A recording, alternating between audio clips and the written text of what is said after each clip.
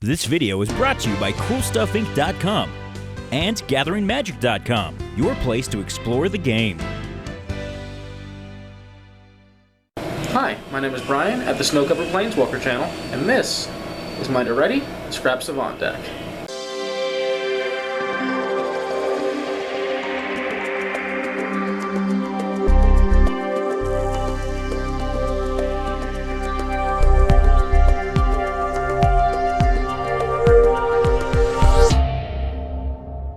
So, Daretti the Scrap Savant is a mono-red commander who's actually built to utilize and abuse the heck out of artifacts. I know that there are a lot of artifact commanders out there already in our colors, between Kurkesh, Slowbad, Feldon, Daretti, and Bosch. It can become very difficult to choose which one we want to use as commander. In my personal opinion, Daretti is the most versatile of them all. Essentially, he's a 3 loyalty walker for 3 and a red. We can +2 to discard up to 2 cards and then draw that many cards. His -2 acts as a personal Goblin Welder, allowing us to ditch an artifact and get one back from the grave. And his -10 is insanely broken. I'll actually bring this in. Let's see if you can read that. You get an emblem with whenever an artifact is put into your graveyard from the battlefield. Return that card to the battlefield at the beginning of the next end step.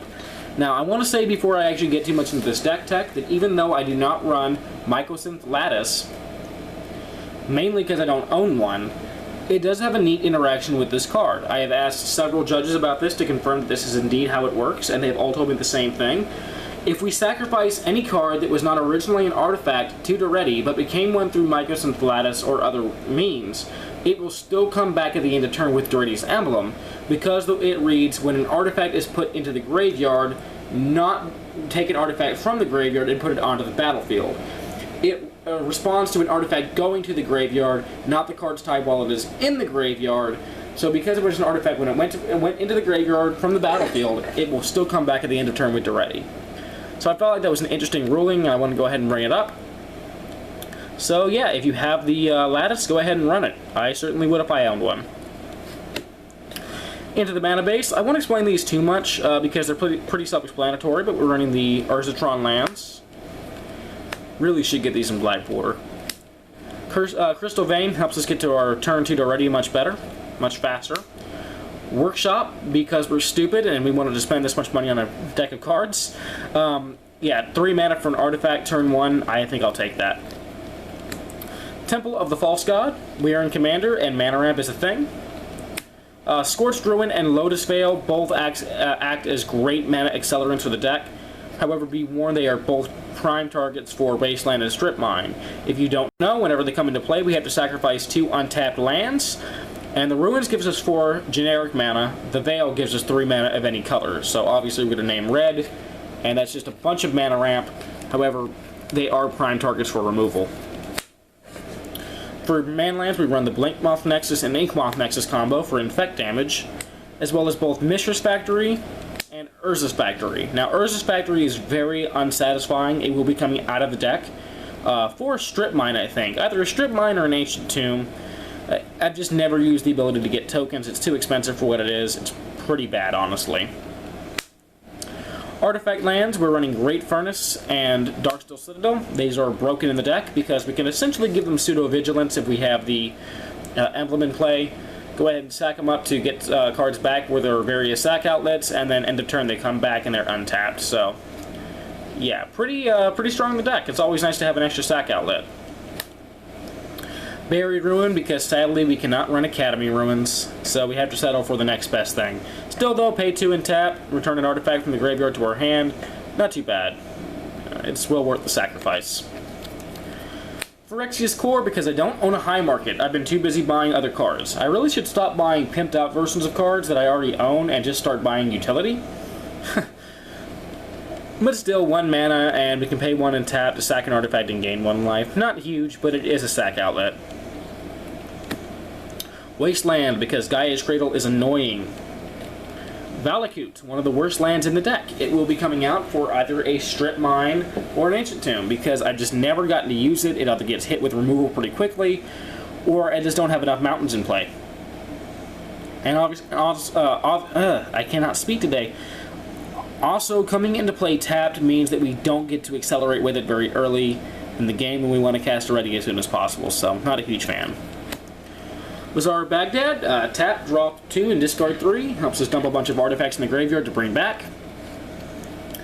Maze of Ith keeps Daretti alive for longer. And then 15 basic mountains because we do need some red. Into the mana rocks. I won't explain these too much either because they're all fairly standard in Commander. So we have Everflowing Chalice, small mana ramp early game, great mana ramp late game.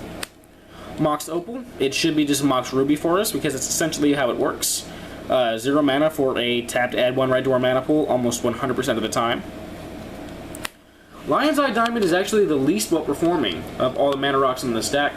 0 drop, we have to sacrifice it, discard our hand, and add 3 of mana of any one color to our mana pool. I mostly just use this as a free artifact to sack to Daretti. Rarely I'll use it as a way to dump my entire hand just to reanimate later. Most of the time it's just a dead draw.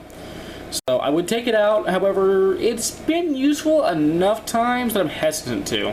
Still very underperforming. Mana Crypt, get our turn 1 Daretti, or ensure our turn 2 Daretti. Mana Vault, similar reason. Soul Ring, similar reason. Candelabra of Tawnos. For those of you who don't know, it is a 1 mana artifact with pay X and tap. I know it doesn't say tap on there, but it does indeed tap. To untap X separate lands, we just use this to untap Scorched Ruin, Lotus Vale, Mishra's Workshop, and various other lands that will now produce more mana due to us having a few other ways of accelerating our mana in the deck. This was actually a suggestion from a friend of mine on the EDH Commander Facebook group, and it's been working out pretty well. Palladium Myr, 2/2 creature for 3 that taps to add 2 mana to our mana pool, and is also a Myr, which can be relevant to the Myr Battlesphere in the deck. Burnished Hart, I actually really like this card. A 2/2 for 3 with pay 3 and sack to go get 2 basic lands, and put them on the battlefield tapped. It thins our deck, it gets us more mana. What's not to love? Metalworker, why was this guy unbanned? This is insane. A 1/2 for 3 with tap, reveal any number of artifacts from your hand, and add 2 to your mana pool for each artifact revealed this way. The way I read this is tap, reveal your hand, and then cast it. It's just insane. Very powerful card. And by the way, if you guys can't afford the black border version of this card, there is a gold border version that you can buy from the World Championships. If you just throw it in some opaque sleeves and your playgroup doesn't mind, you can pay under $5 for one. So just a fun fact. For those of you on a budget, you can still get this broken effect if your playgroup's okay with it. Krark-Clan Ironworks. Oh, I love this card. 4 mana for a free sack outlet that adds 2 mana to our mana pool for each artifact we sack. I use this all the time to just abuse cards like Wurmcoil Engine, Myr Battlesphere, and Pentavis with their Into the Graveyard / Battlefield triggers, as well as Scuttling Doom Engine. And the reason why is we have several ways to bring back our artifacts from our graveyard into play, especially with Daretti's emblem. So we sack a Wurmcoil Engine, we're obviously going to get 2 tokens. And then in the turn it comes back. We sack the Myr Battlesphere, we can bring it back to get 4 more Myr tokens. Pentavis, we just go ahead and we remove all but 1 counter or we can just remove all the counters if we really want to. It's not as relevant with Pentavis, but just remove all the counters, get a bunch of tokens, let it die, comes back. More counters equals more tokens equals more fun. It is just insane. And obviously with Scuttles, it's just sacrifice, deal 6 to somebody, comes back, end of their turn, sack it, deal 6 to somebody, comes back. Rinse and repeat. Thran Dynamo, again, we're trying to ramp as much as possible to cast all the artifacts in the deck. Gauntlet of Might. I surprisingly got this before I got a Gauntlet of Power. I do not have a Gauntlet of Power in this deck because I do not own one, but Gauntlet of Might essentially serves the same purpose. 4 mana, it gives all our red creatures +1/+1, and all mountains produce an additional red whenever they're tapped. Yes, this does benefit our opponents as well, but I don't see red all that often in Commander. And if we happen to be facing that Krenko deck, we'll simply play it for our turn, get use out of it, and then sacrifice it. So yeah, Gauntlet of Might, pretty strong. Gilded Lotus, needs no explanation. Dreamstone Hedron is indeed a 3 mana producing mana rock, however most of the time in this particular deck, it actually serves as a consistent form of card draw. Pay 3, tap it, sack, and draw 3 cards, comes back into turn, pay 3, tap it, sack, draw 3 cards, rinse and repeat. Cade Sun, a better version of the Gauntlet, works only for us. We do run some other Planeswalkers in the deck, in the form of Karn Liberated and Ugin the Spirit Dragon. Karn is actually, in my opinion, the weaker of the two walkers in this deck.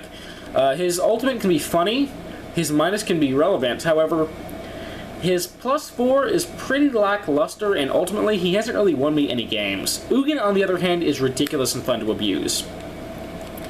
Lightning bolting something for his +2, minus X can be a pseudo Aldous Dust type effect, and his best ability is the -10, his ultimate, his limit break. We gain 7, draw 7, and put 7 down. Insane! Especially considering that we can copy this with Rings of Brighthearth, and copy the ability again with several copies of Rings of Brighthearth due to having Mirrorworks in the deck, and abusing that card as well. It can be a lot of fun, it can be ridiculous, and I do enjoy it. And again, if you run Mycosynth Lattice, you can just copy the ability of the Walker directly with cards like Kirkesh. Into the cards we generally want to sacrifice to Daretti or one of our other sack outlets, we have the Ichor Wellspring for card draw, the Mycosynth Wellspring for mana ramp. The Scuttling Doom Engine is a 6/6 speeder for 6 that can't be blocked by creatures with power 2 or less, essentially laughing at the face of several smaller token strategies until they get their anthems on board. Whenever it dies, it deals 6 damage to target opponent. Very funny, just abuse it, sack it, bring it back, sack it, bring it back, rinse and repeat. Junk Diver, just more recursion. Wurmcoil Engine. You cannot build Daretti without having Wurmcoil Engine. There is no excuse. It comes in the Daretti Precon deck. It is available. 6/6 for 6, Death Touch, Lifelink. When it goes to the grave, we get a 3/3 Death Touch and a 3/3 Lifelink. Very abusable.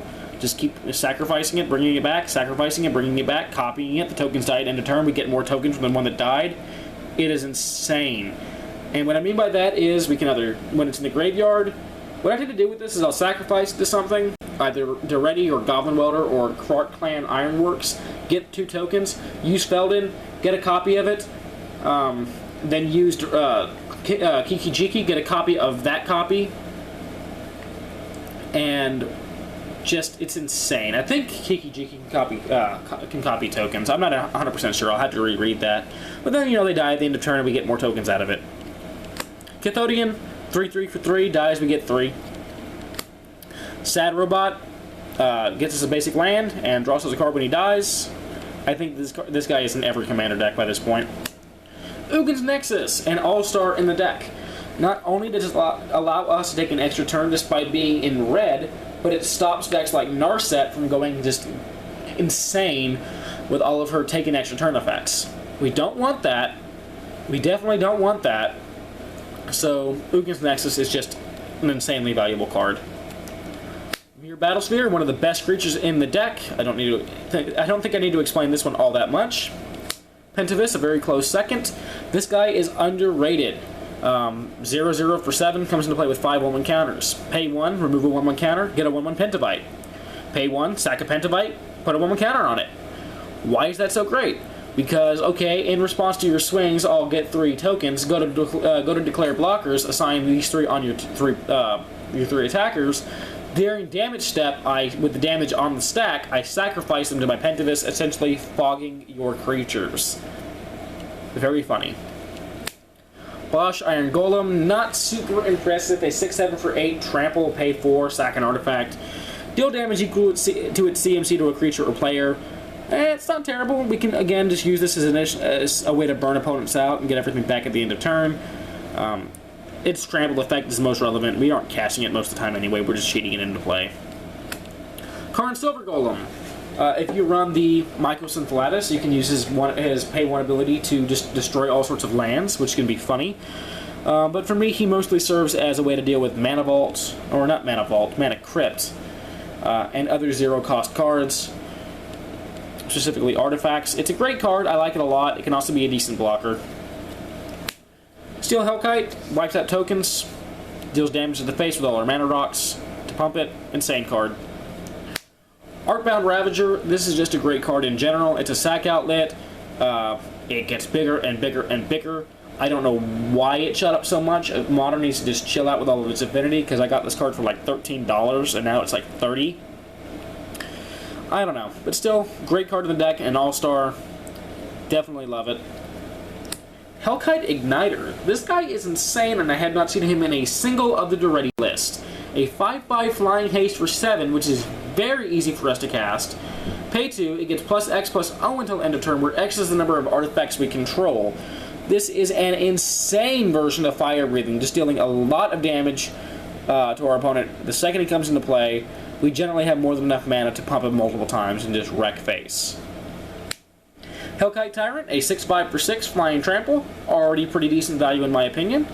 When he deals combat damage to a player, we gain control of all the artifacts they control. Steal your Soul Ring, steal your Mana Ball, steal your Mana Crypt, steal whatever. At the beginning of your upkeep, if you have 20 or more artifacts in play, you win the game.